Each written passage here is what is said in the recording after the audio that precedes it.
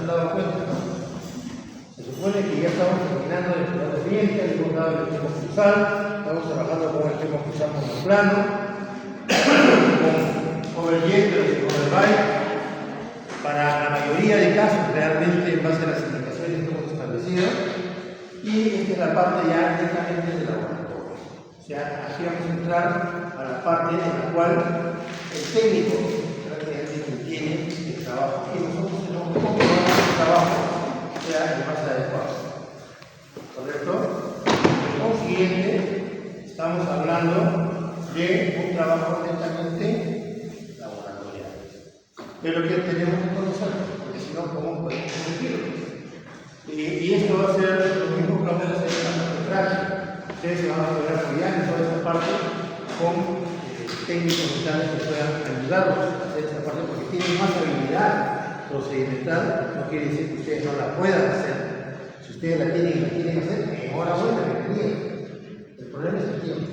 Tenemos solamente 2 horas y no nos alcanza el tiempo para poder realizar todo ese trabajo que debemos hacer. Mínimo se debe hacer por turno, 4 horas para que ustedes puedan desarrollar y contar con todos los materiales necesarios para poder hacer la parte de laboratorio. Lamentablemente el laboratorio nuevo está cerrado, no podemos trabajar toda esa parte ahí, la parte de prótesis, de acrílico, y los laboratorios antiguos no tienen el equipamiento para eso. Deberíamos tener cubas que puedan permitir hacer un procesado en más o menos 6 a 8 horas, que deberían de ser como vamos a ver ahora, según las técnicas que se deben hacer en los laboratorios.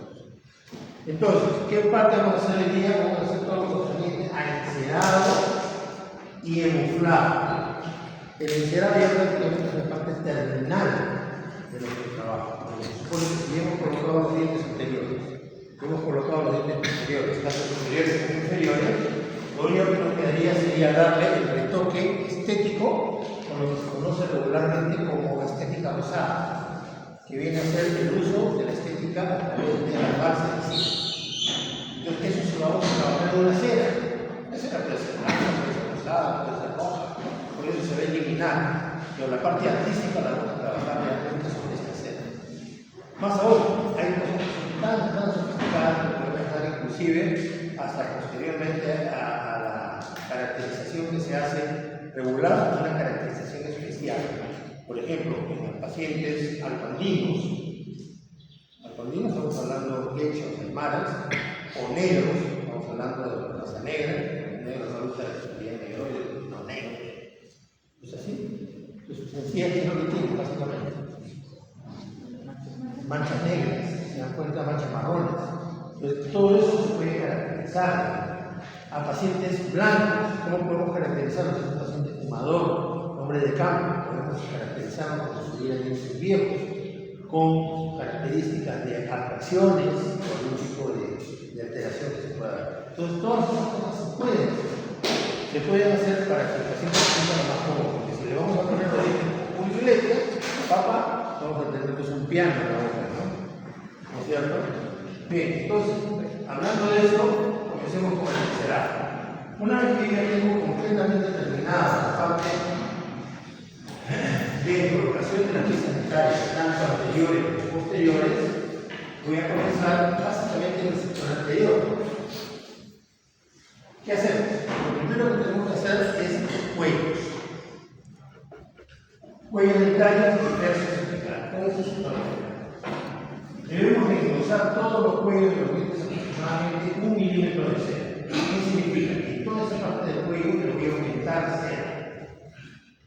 Esta cera que están viendo ustedes acá se aumenta con la finalidad de que parezca una encía libre. ¿Correcto? La encía libre por eso que tiene levantadita.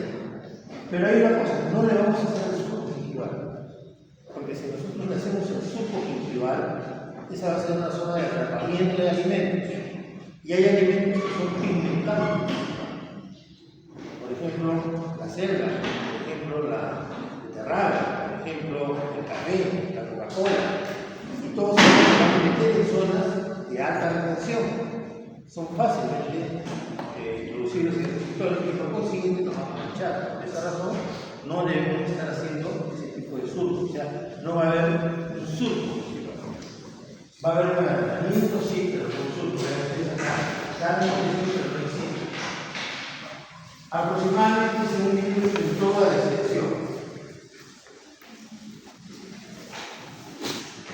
Con la espátula de Crohn, con la parte de cuchilla de la espátula de Crohn, en los cuellos dentarios, teniendo en cuenta cada uno de los dientes de inserción, vamos a colocar la encía a diferentes niveles. Quiere decir que la encía la vamos a ir colocando en el sector posterior del canino hacia la segunda molar en forma ascendente para el maxilar inferior y descendente para el maxilar superior. En el maxilar, en la zona anterior, lo vamos a colocar ahorita acorde corresponde a cada una de las ubicaciones de los dientes. Ustedes ya han puesto los dientes en cierta forma para que se dé una cierta naturalidad. De por sí ya cada diente tiene la forma de colocar y eso ya va haciendo de que cada uno de ellos se vaya ubicando en su posición adecuada. Entonces, si aprecian este es un maxilar inferior, ¿no es cierto? Vean ustedes cuál es el que tiene la encía más baja, el canino molar. El canino. En el caso del maxilar inferior, el canino será el más bajo y vamos a ir ascendiendo paulatinamente hacia el sector posterior. Eso le da cierta naturalidad. En el caso del maxilar superior es al revés. El canino es el más alto y de ahí va a bajar. Ustedes claramente se van a dar cuenta que no es estético cuando tengan un premolar que está más arriba, uno más abajo, la molar más arriba, y la encía va a parecer que fuera una montaña rusa. Y eso no debe ser. Tiene que mantener cierta armonía en ese aspecto.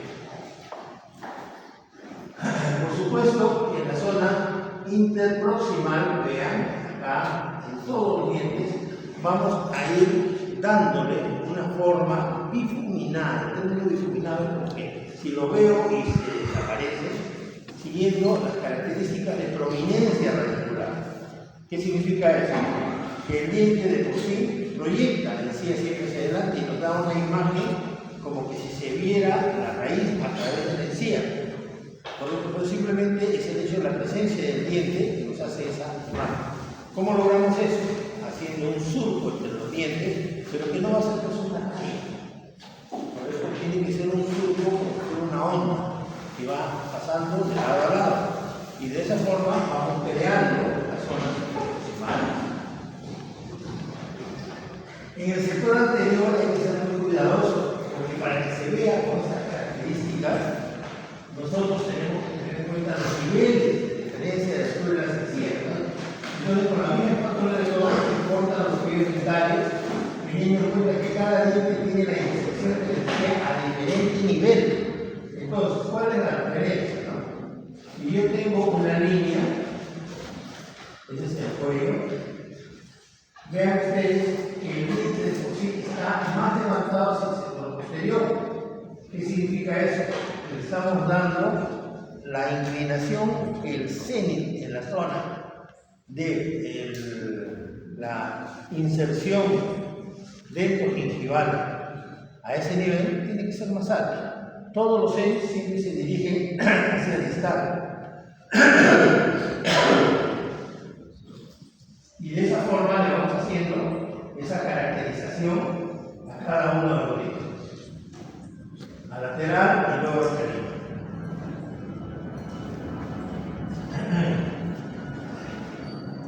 Hazme un servicio, viene un par de pilas con esta que no está funcionando bien. Vamos a ver cómo se funciona luego.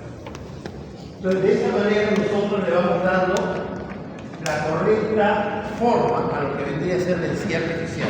Y claramente ya pueden hacer una diferenciación de lo que es la encía marginal, la encía papilar. Ojo, la encía papilar debe llegar casi hasta el punto de contacto. ¿Se acuerdan cuando poníamos los dientes en el sector antero superior? El punto de contacto es el más bajo entre los dos incisivos. De ahí sigue entre el central y el lateral, más altito, y entre el lateral y el canino, más alto, va subiendo. Por ende, la encía papilar va a estar a la altura más o menos de ese punto de contacto que ustedes le han dado.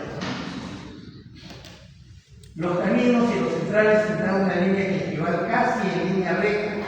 O sea, vean ustedes, el canino y el central. El canino y el central, los dos. Están casi a la misma altura. Pero no así los incisivos laterales. Entonces, si yo trazo una línea lateral,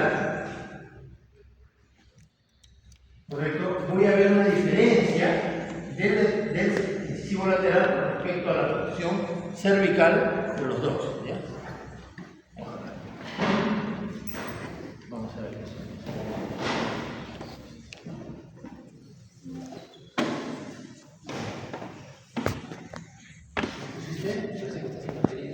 No, no, sí lo puse.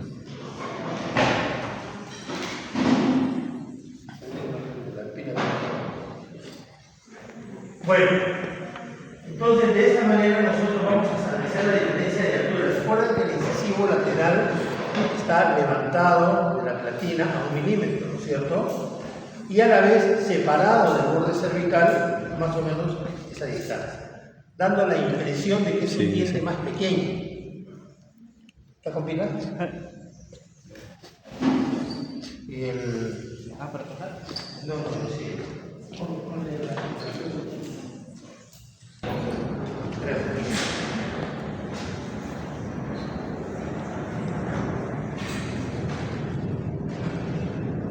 Ahí tenemos la diferencia en ambos. Vean ustedes la altura del lateral respecto al central y al canino, ¿no? Hay una gran diferencia.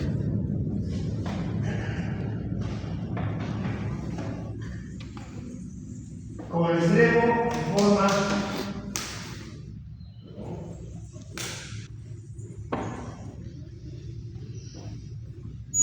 de cuchareta, puede decir que esa parte de acá es la que estamos haciendo la separación entre los dientes, como hemos dicho, si se aprecia, es redondeado. Y con la espátula número 7, que también tiene una forma de cuchareta, la parte posterior más grande que la del alecrón, se hacen las evidencias radiculares de los caninos y molares y la separación de las raíces también. O sea, quiere decir que si lo tengo así medio plano, con la cuchareta relleno cera en este sector, sin tocar la parte cervical, e inclinándolo ligeramente hacia el distal, de tal forma de que dé una impresión de una pequeña inclinación distalizada de la distensión radicular, ¿no? Dándonos esta imagen. Si lo ven, no se aprecia una raíz, se aprecia como si fuera una onda que sube y que baja, ¿no? En los dientes. Recordemos que la molar tiene 2 raíces en el figurar y tendríamos que darle más o menos esa apariencia, ¿no? Sin malograr la zona de la encía adherida. En la zona palatina el paciente tiene rugas. Y las rugas nosotros podemos reproducirlas. Podemos hacerlo de 2 formas. La primera es a mano alzada, si tengo una habilidad como para poder mirar y como artista reproducirlo. Contar la cantidad de rugas, la papila incisiva, colocar cera y colocar. ¿Cuándo hacemos las rugas? Regularmente un paciente que es portador por primera vez de prótesis completa es recomendable hacerle las rugas, porque el paciente está acostumbrado a sentir la punta de la lengua en el tercio anterior del paladar. Más aún, que le sirve como un soporte al momento de deglutir. Deglutan y se van a dar cuenta que ustedes ponen la lengua a nivel de las rugas y la lengua no se resbala. ¿Correcto? O sea, también tiene un aspecto de tipo masticatorio, ¿no? Más aún, ellos que acostumbran ir a misa, ya saben que la hostia se captura en ese sector, ¿no? Y si es un alimento blando, que no queremos masticarlo, fácilmente lo podemos diluir en la boca con la lengua. O sea, la lengua, el paladar, también tienen funciones masticatorias, como se darán cuenta, ¿no? Entonces, las rugas palatinas, en un paciente que porta por primera vez una prótesis completa, es recomendable hacerse. El paciente las trae, es un paciente dentado, por decir, o un modelo, nosotros tenemos las rugas, sus modelos las tienen. Entonces, o lo hacemos así a mano alzada, o las podemos imitar reproduciéndolas, y es muy fácil hacer eso. Agarran una laminita de estaño, de acá es el modelo, ¿no? De acá es el modelo, que no tiene las rugas palatinas.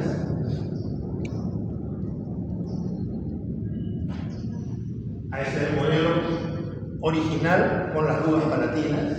Entonces lo que hacemos es una laminita de estaño de la radiografía, fácilmente la acoplamos sobre el modelo y la bruñimos. Si tenemos un bruñidor para amalgama sería mejor.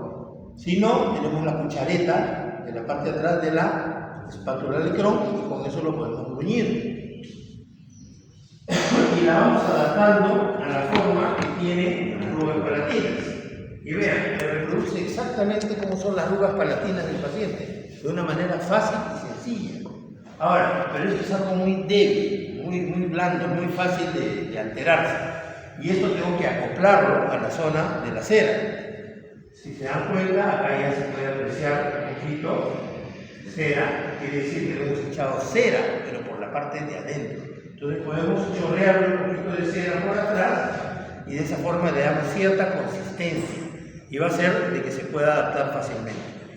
Pero como esto es más grande regularmente que las arrugas palatinas del paciente, lo recortamos al tamaño adecuado que corresponda para el paciente con su paladar y se adapta y se coloca, simplemente la colocamos. Recuerden que todo esto que estamos haciendo son artificios que simplemente representan la estructura estética de la cera. Entonces, en pacientes que van a usar por primera vez prótesis completa, es recomendable reproducir las arrugas palatinas. Ahí ya la tienen correctamente adaptada y se está terminando la parte de esta. Con respecto a la zona gingival, en la parte palatina, que es el sector de acá, todos los dientes tienen una pequeña línea límite por palatino. Sería recomendable que llegue la cera hasta esa línea. Ahí no hacemos la zona de la encía libre. ¿Por qué? Porque en ese sector no es necesario estéticamente colocar algo de estética rosada.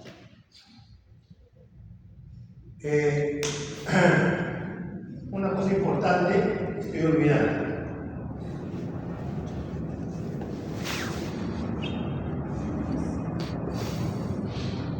No olvidar esto. Vean ustedes el tipo de puntillado que se ha hecho. El tipo de puntillado debe ser como la encía adherida. Es un puntillado tipo cáscara de naranja. Hay muchas formas de hacerlo. La más fácil, pero la más difícil de mantener a su vez, es agarrar un explorador y manualmente empezar a picarlo como si estuviéramos en una máquina de coser. ¿Cuál es el problema? Que no controlamos cuánto ingresa el explorador dentro de la cera y puede dejar un hueco. Y ese hueco va a ser la misma figura de pigmentación que haría la encía. Entonces no es recomendable hacer eso. ¿Qué es más fácil? Es más fácil utilizar una fresa, que puede ser fresas para micromotor, las fresas de acero, que son largas. Puede ser una fresa redonda, no de diamante, de acero.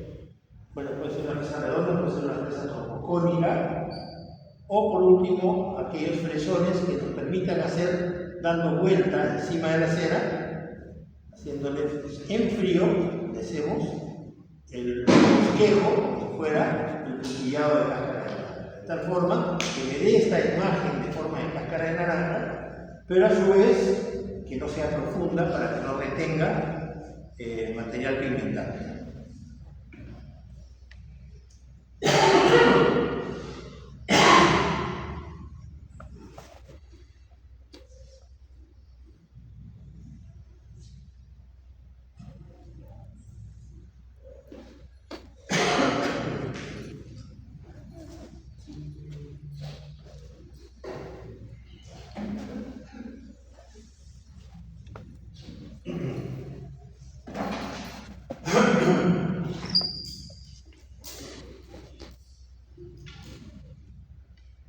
Bueno, una vez que ya hemos realizado esto, entonces viene esta parte. Esta parte es crítica, el flameado final. ¿Con qué vamos a flamear? Con el mechero Hanao. El mechero Hanao, ¿se acuerdan cuál era?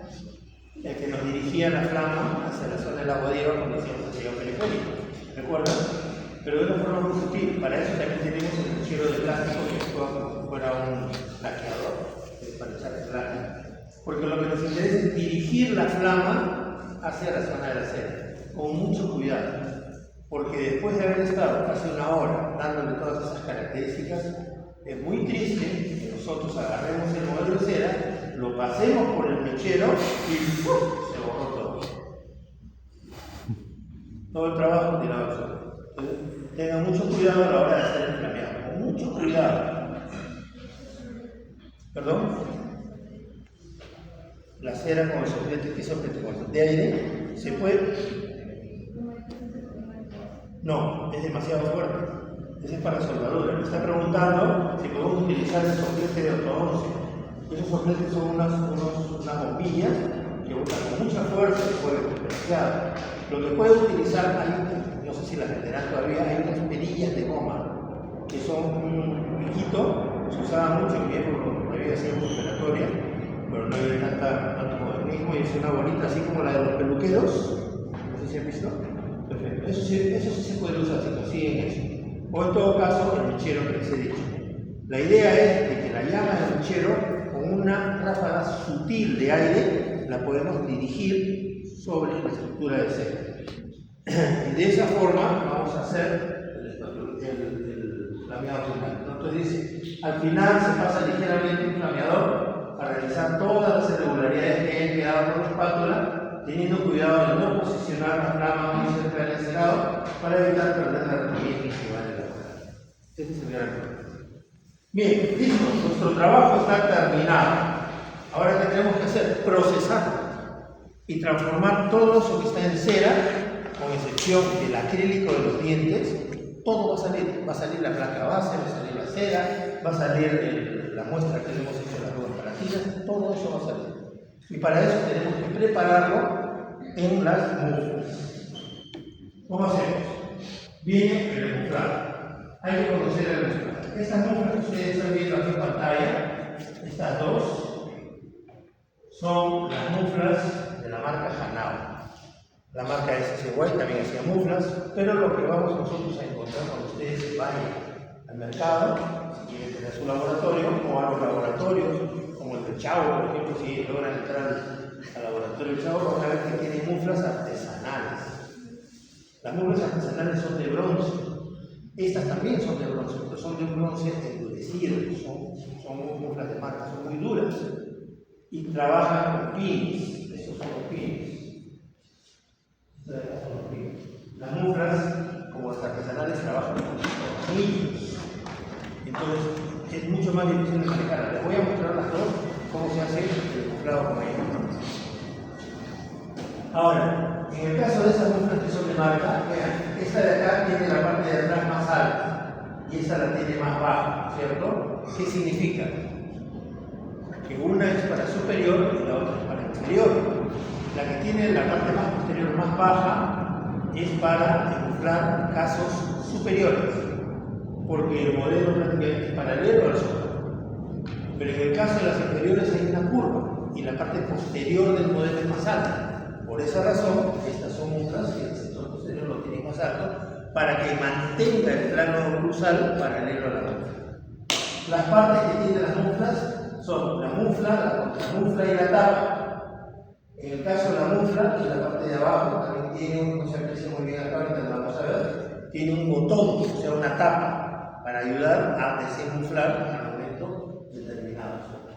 Después tenemos también el caso que estas muflas van a entrar en esta prensa, que es una prensa especial para poder ya meter al procesado las muflas en agua caliente, ¿no? Y por supuesto todo el material de taza de goma, vaselina, yeso que se utiliza para ellos. El protocolo es sencillo, pero hay que tener cuidado al momento de realizarlo. Si ya tengo yo todo el caso terminado y listo para muflarlo, comienzo con el proceso. ¿Cómo debería ser el proceso? Ahí pueden apreciar de una mejor manera las muflas. No sé si se aprecia acá un soporte. No se aprecian. Los tapones tienen la mufla y la contramufla. Este anillo que no tiene tapa es la contramufla. Estos dos pines ingresan en este sector de acá y este de acá es la que tapa la parte superior de la mufla. Las dos muflas tienen esas tres partes regularmente, ¿no? También llamado contratapa, ¿no? Contramufla, contratapa. Es la mufla, contramufla y tapa. Esta parte, una vez ya terminado el caso, ya pueden tener el caso terminado, es importantísimo, es el sellado periférico.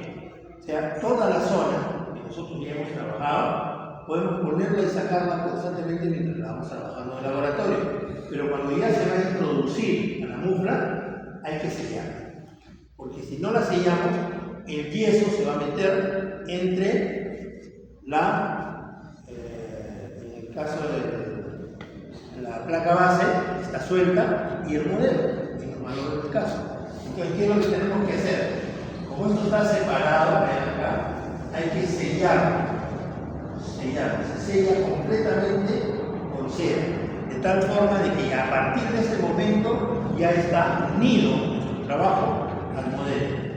El modelo va a ser el que va a imprimir las huellas, ¿correcto? Entonces no puede haber nada entre el modelo y el trabajo realizado.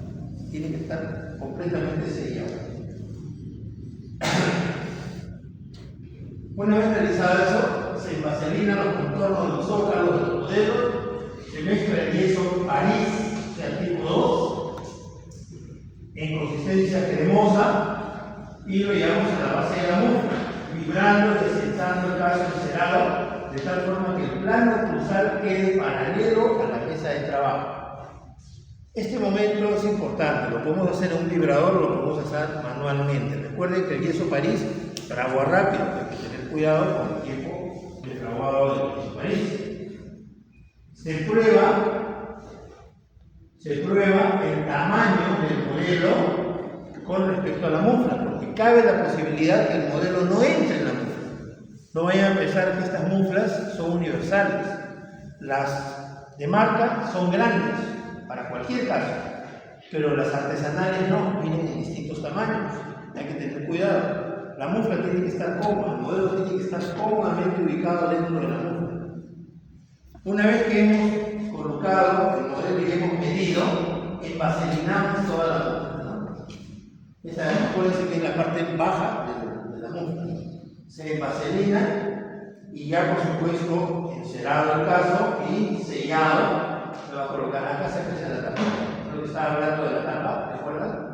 Esta es la tapa que aquí tenemos, esto corresponde a la parte de la mufla. Estas muflas habían estas, si ustedes analizan acá, este es un símbolo de ¿cómo se llama esto? De registro, de control de material a gran intensidad. Estas muflas las tenían. ¿Dónde están? Disculpen, no sé.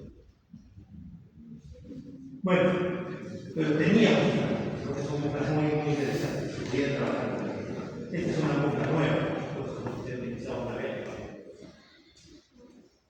Sí.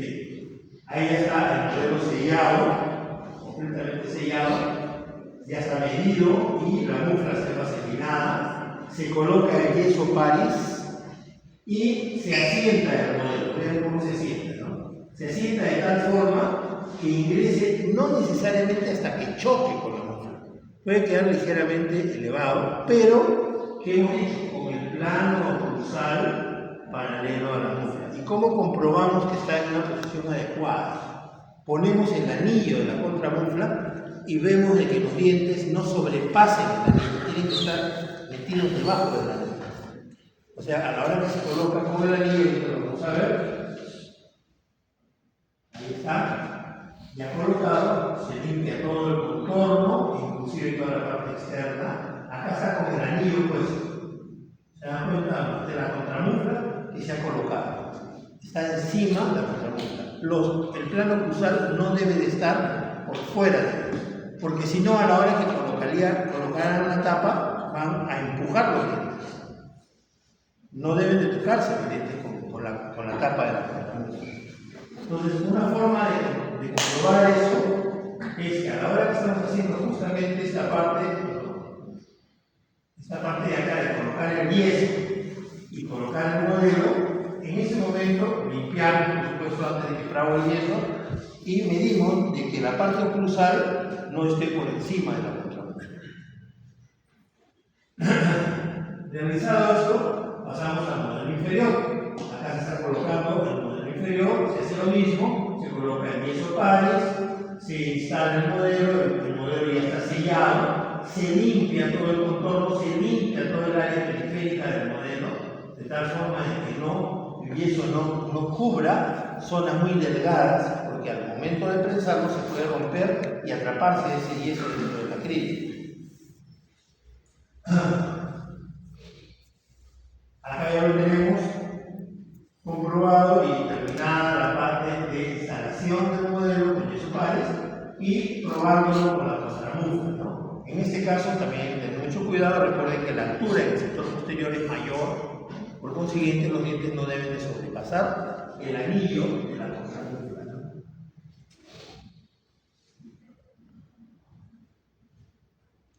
Hay que medir la contramufla y permitir que haya un espacio adecuado de por lo menos 2 centímetros desde los bordes incisales hasta el borde superior de la contramufla. Tiene que ser un espacio bastante grande, como se darán cuenta, ¿no? Estamos hablando de una mufla de este tipo, que nos permite, si fuera una mufla de tipo artesanal, el espacio va a tener que ser menor. El modelo de la prótesis será el que ha incluido el yeso hasta el límite del fondo del surco sin que llegue la zona del surco, que está sellada, a invadirla el yeso. El yeso no debe de invadir esa zona, debe llegar solamente hasta el borde del modelo.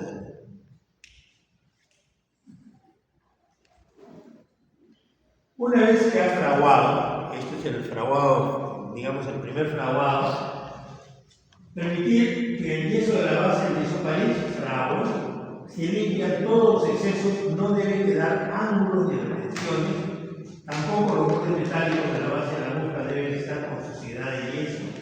Se pincela con ron, alcohol o dehumidifier, se llama eso, que es un producto comercial, ya no sale en el mercado. Entonces, yo prefiero que se limpie con alcohol, porque el ron es azul. Primero que ya es muy difícil conseguir el ron, no lo consiguen con facilidad, a no ser que sea para los mecheros, ¿no? Y si se han dado cuenta, el ron azul mancha, ¿se han percatado? Entonces, si mancha las manos, ahora imagínense el acrílico o el yeso, lo va a manchar y vamos a trasladar ese color al acrílico. Entonces, de preferencia utilizar alcohol. Si no, el dehumidifier es un buen elemento. Es un elemento que va a romper la tensión superficial y va a permitir que el yeso de la contramufla fluya con facilidad. Acuérdense que está todavía en cera el trabajo. Se pincela entonces con estos materiales para romper la tensión superficial de toda la cera. En el caso de la cera, es muy difícil que se rompa la tensión superficial. Prácticamente no lo vamos a lograr. Lo que vamos a lograr es que el yeso de la contramufla pueda fluir con facilidad y copie el modelo. Se pincela con aislante todo lo que es yeso después de haber colocado eso. Se ponen 2 capas de aislante y permitimos que esta seque, que deje de estar brillosa para aprovechar el yeso de la contramufla.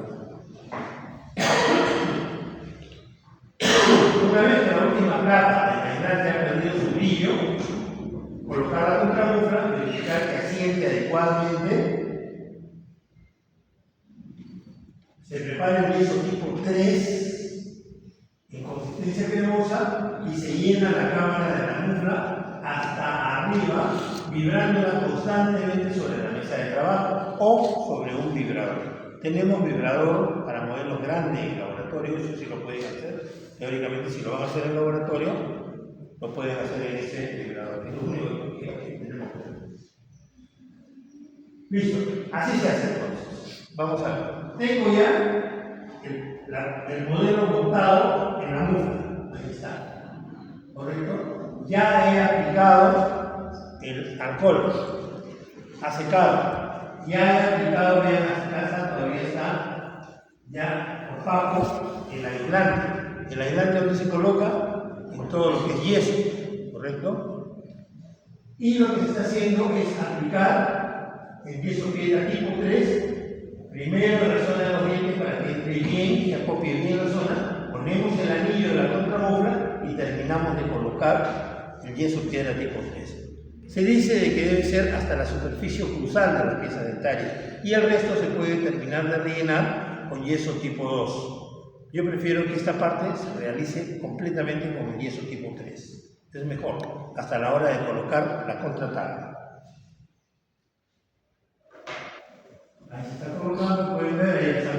un yeso tipo 2 a la parte final, ¿ok?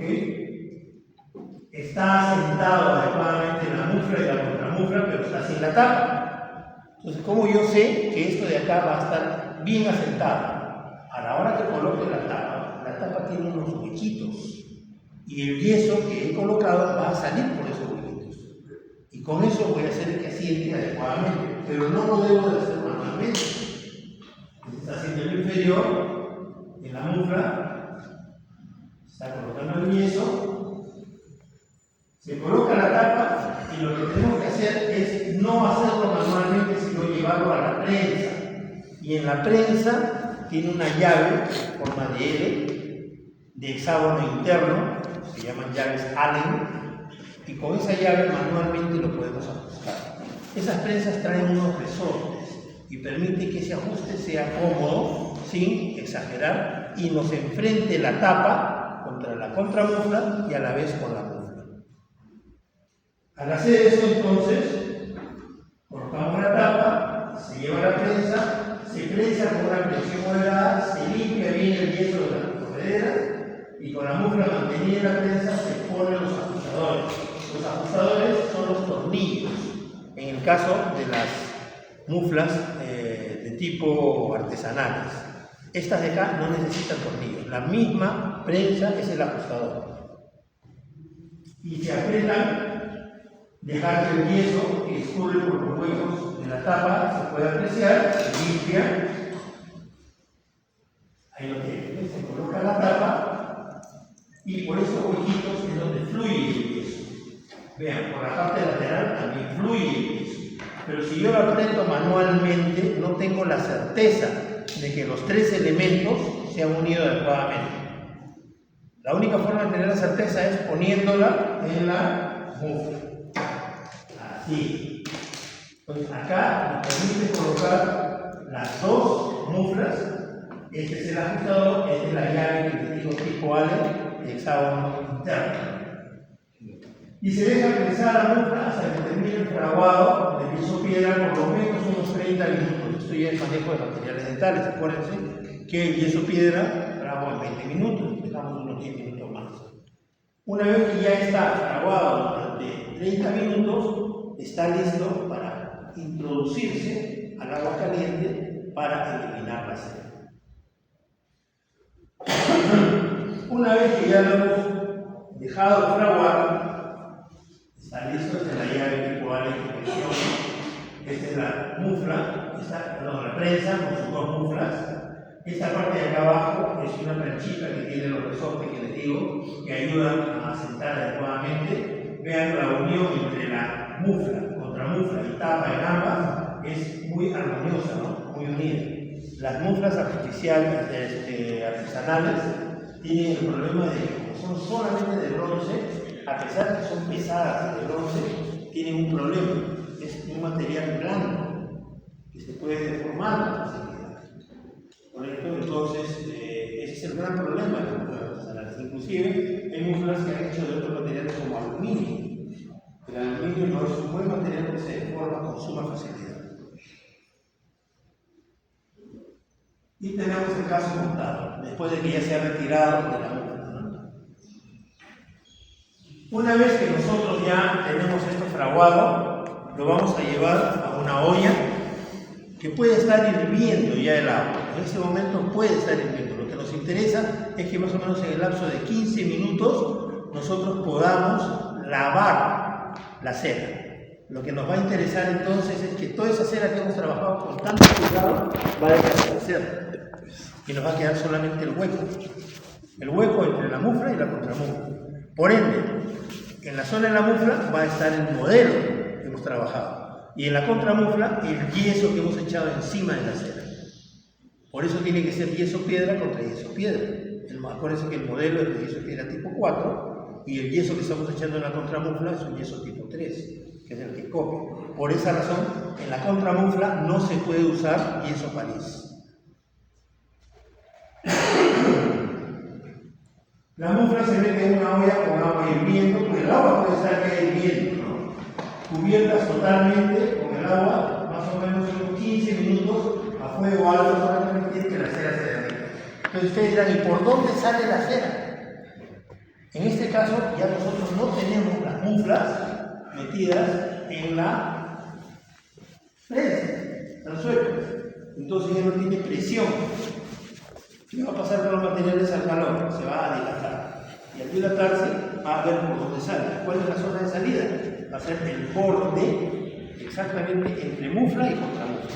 Por ahí va a escapar. ¿Cómo me voy a dar cuenta que está saliendo la cera? En la superficie del agua hirviendo se va a ver como una nata de cera. Se va a ver como si fuera una nata. Entonces, por consiguiente, el agua se va a ensuciar de cera.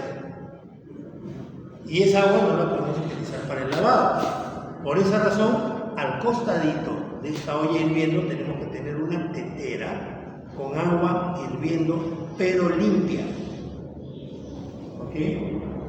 Entonces, después de 15 minutos se retiran las muflas de la olla, se desajustan los tornillos con alicate en el caso de las muflas artesanales. En el caso de las otras no es necesario, simplemente se sacan de la prensa.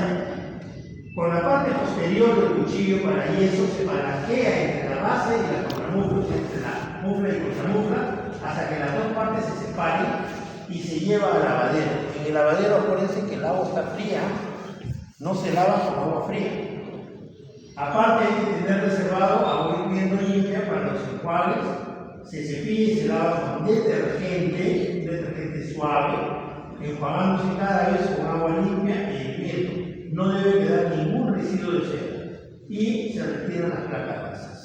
Entonces, ¿cómo hacemos eso?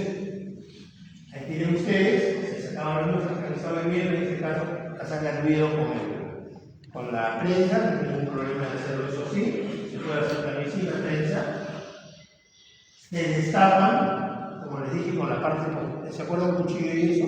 Tiene la zona de corte y atrás tiene como un desarmador grueso, grande. Con eso se destapa, simplemente se palanquea y las dos solitas se destapan.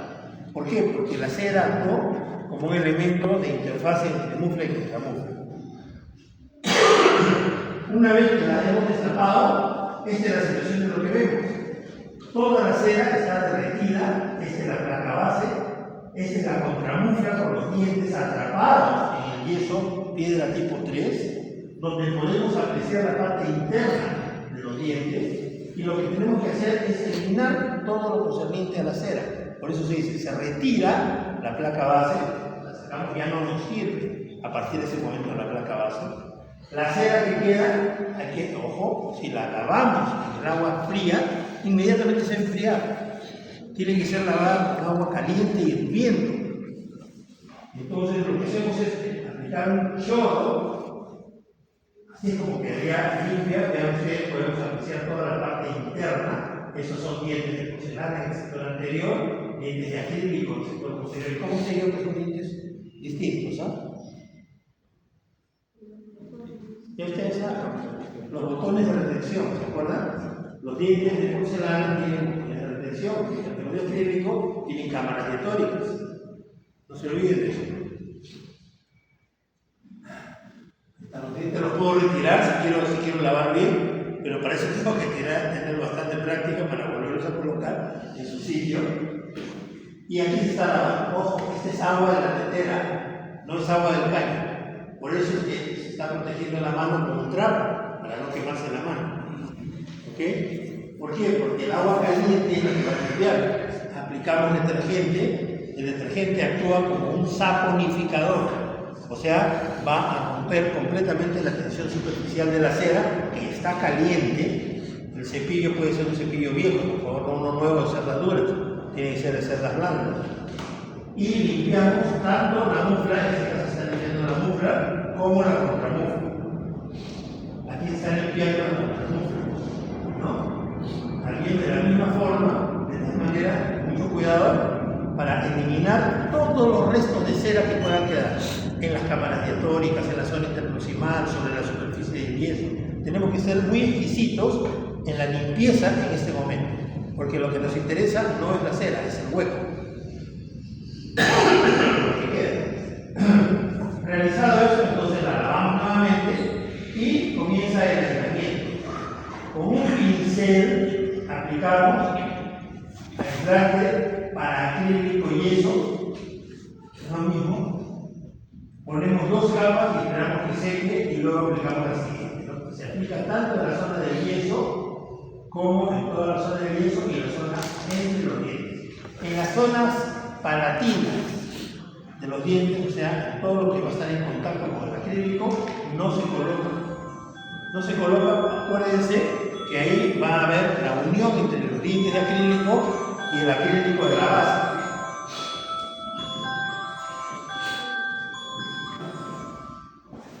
Entonces, si yo ya tengo bien limpio esto y aislado, ya puedo proceder a colocar el acrílico. Ahí se está limpiando, se lleva con algodón, con un pincel y colocando el aislante para el acrílico en toda la zona aproximada. Podemos apreciar acá ya completamente aislado tanto la mufla como la contramufla y estamos listos para colocar. Bueno, eso es una forma de limpiarlo. Hay que limpiarlo bien también, se está colocando y pasamos al empaquetado del acrílico. Hay que saber manejar el acrílico. Es acrílico de termopolimerización, no acrílico de autopolimerización. Termopolimerización significa que polimeriza con calor, no con elementos de inmersión. Se necesita aproximadamente 30 gramos de polvo para cada mufla. Se vierte el polímero dentro de piles grandes y se va agregando el monómero hasta que todo el polvo parezca brillante. Se espatula para que todo el polvo se mezcle con el líquido. En esta etapa la conocemos como etapa arenosa. Hay que taparlo para evitar la volatilización, para que se sature bien. Una vez espatulado, se tapa con una loseta de vidrio y se deja reposar dependiendo de la temperatura ambiental. Destapamos y verificamos que haya pasado a la etapa filamentosa, volvemos a taparlo, lo jalamos y vemos que está en la etapa filamentosa. Si lo estamos colocando y se rompe, todavía no está en la etapa filamentosa. Y permitimos que alcance la etapa plástica. Ojo, acá hay un error siempre con el manejo del acrílico. Siempre decimos la parte elástica. Pero ¿qué cosa es un elástico? Un elemento que tiene resiliencia. Quiere decir que se estira y regresa. El acrílico simplemente se estira y se rompe, no regresa. Por ende no existe la parte plástica como es. No elástica, sino la plástica. Esto es cuando se desprende la masa fácilmente de las paredes. Revisado eso, entonces pasamos. Ahí tenemos una prensa que sería importante trabajar con esto. Y acá en la facultad sí tenemos una, pero no sé, debe estar en el laboratorio. Prensa con manómetro. Prensa, si usted ve ahí el manómetro. Y ese manómetro es para medir la fuerza con la que vamos a aplicar el acrílico. Porque tiene que ser aplicado en 3 etapas. Tenemos todo el material listo para hacer ya el empaquetado del acrílico. Se prepara la fase arenosa, siempre tapándolo.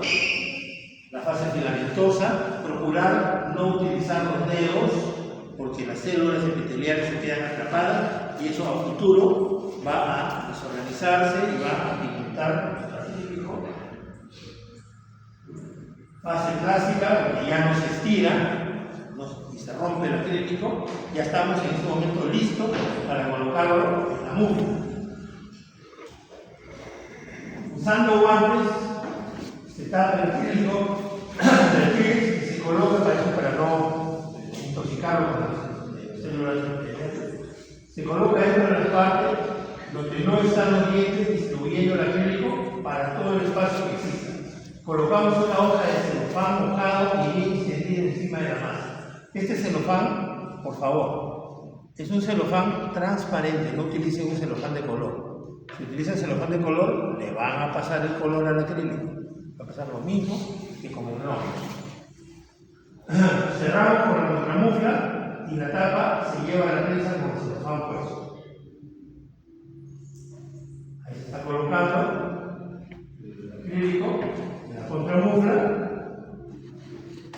Se está colocando, vean, esa es la contramufla. Está colocando la contramufla. Encima va el celofán para poder aplicarlo. Y sobre él va a ir la mufla, que es donde está el modelo de yeso. Y se lleva la prensa. La presión debe ser ligera, como como dice acá, ¿no? Debe ser muy ligera la presión y prolongada su duración. Si se hace violentamente, el acrílico se dispara dentro de la cámara creando distorsiones y tensiones en el acrílico y como consecuencia, al desinflar se libera la presión distorsionando el acrílico. Eso es lo que se conoce como estrés del material. O sea, si yo lo hago muy fuerte, lo que creo inmediatamente estrés interno, y eso, una vez que la destape, va a retornar y puede traer problemas al momento de instalar la placa, porque vamos a tener acción y reacción dentro del material. Eso no debemos de buscar, no debe existir estrés del material. Se destapa y vean que el papel de celofán está en contacto con el acrílico hacia la parte inferior, pero en realidad quien le ha dado la forma es el modelo. ¿Ya? ¿Se dan cuenta o no? Entonces eso lo vamos a recortar, sacamos el celofán, ese celofán ya no sirve, recortamos todo el material de exceso, podemos poner un poquito más de material en la parte interna y volvemos a prensar. Se coloca un nuevo celofán mojado y bien insistido, se cierra la monta, se pone su tapa y se lleva nuevamente a la prensa. En esta ocasión, más presión y poca duración. Ahora sí ya podemos hacerle con más fuerza, ligeramente, ¿no? Luego volvemos a destapar, volvemos a repetir esta situación y por último colocamos nuevo papel de celofán para hacer una tercera presión, ¿no? En este caso, perdón, en la última ya no se coloca el papel de celofán. Se quita el celofán, se cierra la muestra, ya sin papel de celofán, se lleva la presión ejerciendo más presión, poca duración, se ponen los ajustadores, en este caso los tornillos y las muestras artesanales, y se lleva a una prensa portátil para así llevarlo a cocción. Esta prensa que viene acá es un ajustador cuando ya no voy a utilizar la prensa. Puedo utilizar la prensa para hervirlo o puedo colocarlo en esta prensa con la finalidad de no utilizar la prensa que estaba utilizando. Entonces es un aditamento adicional. Es con la finalidad de poder hacer la prensa. Vean ustedes acá la presión. Se está haciendo una presión ligera y el manómetro de cuánto está en cero, ¿no es cierto? Quiere decir que no hay mayor presión, pero si yo la aprieto más, inmediatamente me va a cargar hasta 200 bars de presión. Entonces, el prensado de la primera y la segunda etapa se hace a 100 bars, la tercera se hace a 200 bars, y en esta tercera, por favor, esos celulares.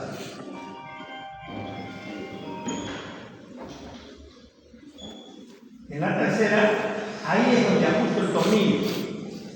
Vea usted, esta es la prensa especial que le decía, ¿no? Y ahí es donde ajustamos el tornillo, y ya ajustado, sabemos que está a 200 bar y no se va a desajustar esa presión. Y con esa presión, con esa prensa, entra al hervido. Ajustando ahí y pasa el hervido. Colocamos la muestra con sus respectivas prensas portátiles dentro de una olla grande. En este caso ya no es agua caliente, tiene que ser agua fría. ¿Por qué? Porque tiene que empezar a hervir de cero. Ya no es eliminarse. Ahora lo que vamos a hacer ya es procesar el acrílico. Por ende, tiene que comenzar a hervir desde cero.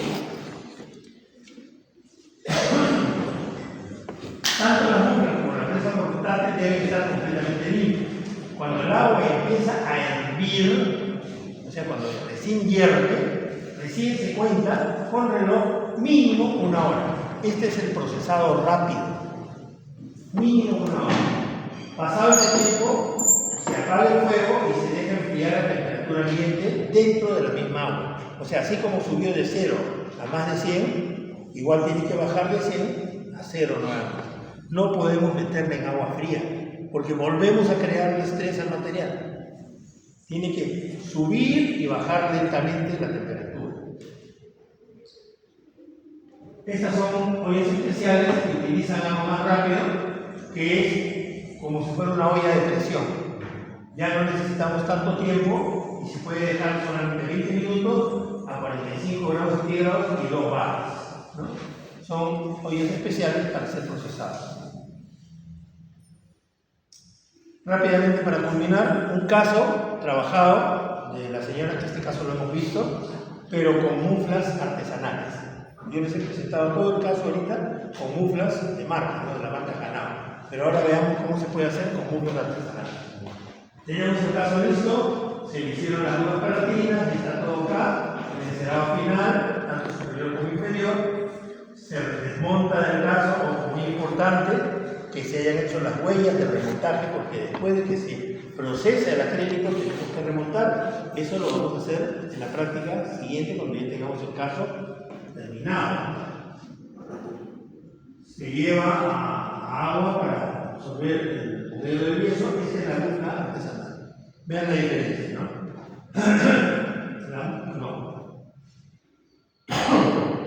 La mufla, contramufla y la tapa. La mufla no tiene el botón, punto 1. Y la tapa tiene, además de los 3 agujeritos del centro, tiene tres zonas donde van los tornillos. Esos tornillos van a ir en estas huellas ajustándose en estos 3. Entonces, para poder hacer eso, necesitamos tornillos. Tanto el material, ya se está preparando la mufla, se está prácticamente aislando, colocando el material siempre, el modelo. Recuerden, tiene que entrar cómodamente, no puede quedar apretado. Yeso París, se coloca el yeso París, se coloca el modelo, colocamos el yeso hasta el modelo de yeso que no llegue a la zona del surco. El surco ya está sellado, ¿recuerden? Esto de acá ha sido sellado. ¿Okay? Se limpia todo el contorno, se prueba con la contramufla o el anillo para que la parte oclusal no sobrepase la parte de arriba, como hemos dicho. Ahí está, se ve que asiente adecuadamente. Hacemos lo mismo con el inferior, una vez está el proceso ahí. Una vez que ha fraguado, se ha limpiado, se echa el aislante en toda la zona del yeso. En la cera no es necesario porque de por sí es un aislante. Se le coloca el yeso piedra tipo 3 ya para colocar la contramufla. Si se dan cuenta, el procedimiento es el mismo. Se tapa toda la zona de cera, la estructura, se coloca la contramufla, se coloca el yeso hasta el final, luego viene la tapa, se le coloca la tapa, fluye el yeso por la tapa, y en este momento es importante algo. Como estamos viendo, el huequito, la canaleta y el otro huequito tienen que coincidir. Por consiguiente, en este momento debemos de colocar los tornillos, porque muchas veces hacemos esto y no hemos colocado los tornillos y después los tornillos no entran. Por esa razón, en este momento tenemos que colocar los tornillos. Luego se hace la presión, en este caso se está haciendo con una mufla simple, sin ningún tipo de manómetro. ¿Correcto? Luego, ahí se está haciendo la otra.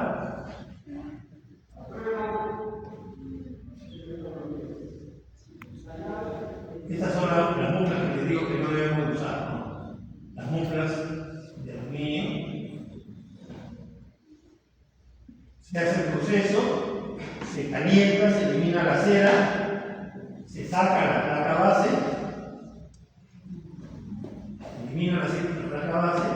Quedan los dientes, acá la cera está un poco dura, hay que eliminarla. Se retira, hay que lavar toda esa zona. Una vez realizado el lavado, se está haciendo el lavado en este momento.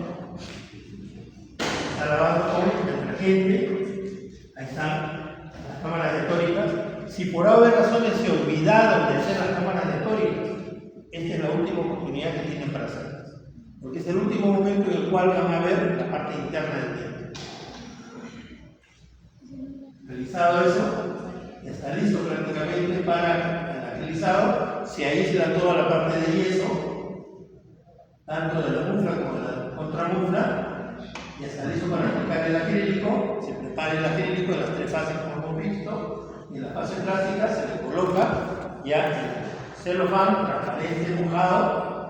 Lo colocamos en la zona de los dientes y vean cómo inmediatamente adopta la forma del hueco que nosotros hemos dejado en el tubo de la cera. Se hacen los 3 prensados, Ahí está ya con los tornillos colocados y se lleva al procesado regular, que es el procesado rápido de 1 hora, como ya lo hemos dicho, ¿no? Agua fría hasta que hierva 1 hora y después se deja enfriar y al final se retira. Y ya tenemos nuestra prótesis luminada. ¿Alguna pregunta?